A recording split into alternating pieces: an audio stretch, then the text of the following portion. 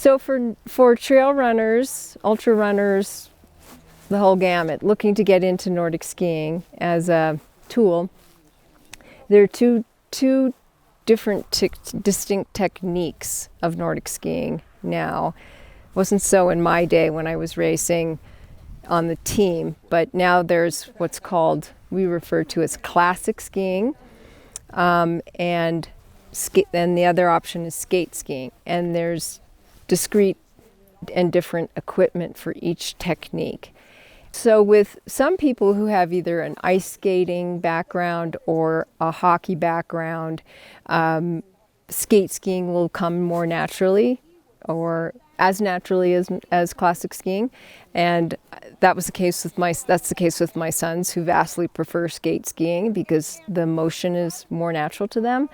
But other people take more readily to classic skiing. A track is set to ski versus classic ski, where you're just going linearly down a track, and so your skis are in a track most of the time.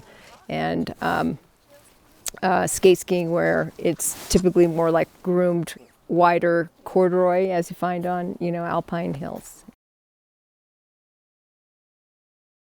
So I have here classic skis and classic poles, and in my left hand, skate skis and skate poles. So skate skis are shorter, and they have no what we call a wax pocket, such as in classic skis, which are longer. And require that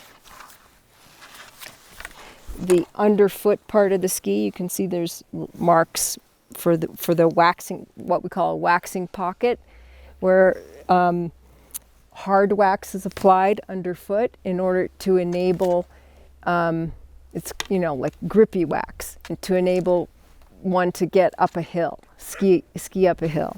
So that's the underfoot area. And then the tips and the tails we wax with speed wax, glide wax, like alpine skiers use, tip to tail.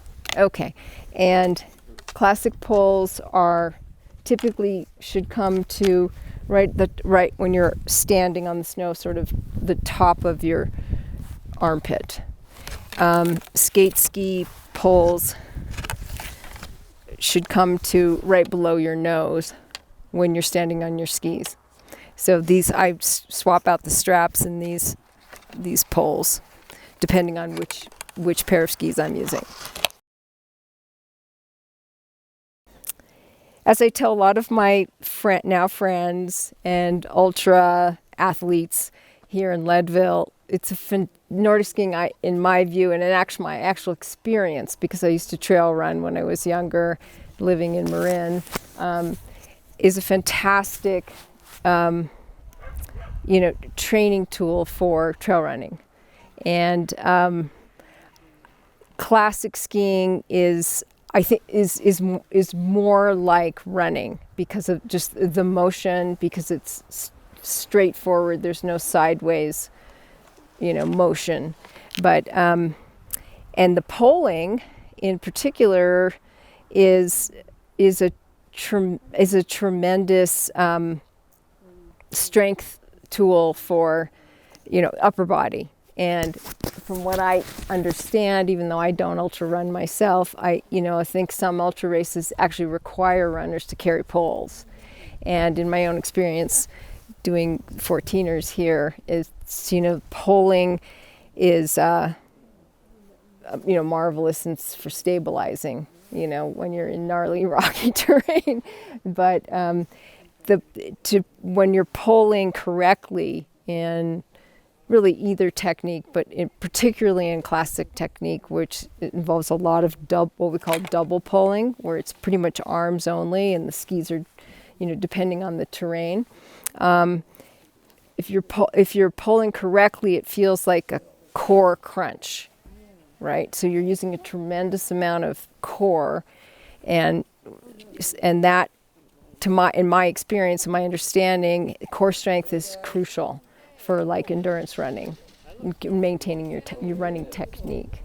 So, and also skiing uphill, either technique, but classic skiing more particularly can require that you're almost essentially running if it's really steep.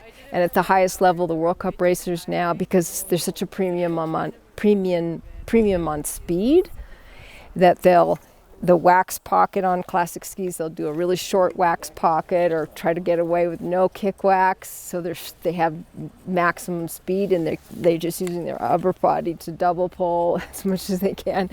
But especially in like the sprint races, which is an event that didn't exist in my time, really short, but spectator, more jazzy for spectators.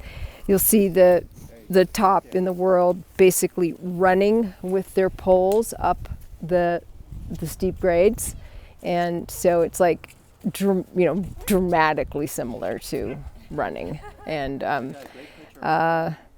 then there's just on a higher level of generality, just giving your body a break and gliding as opposed to pounding is when you get to be my age, all that pounding, all those miles, you feel it. And so it's just a terrific training option.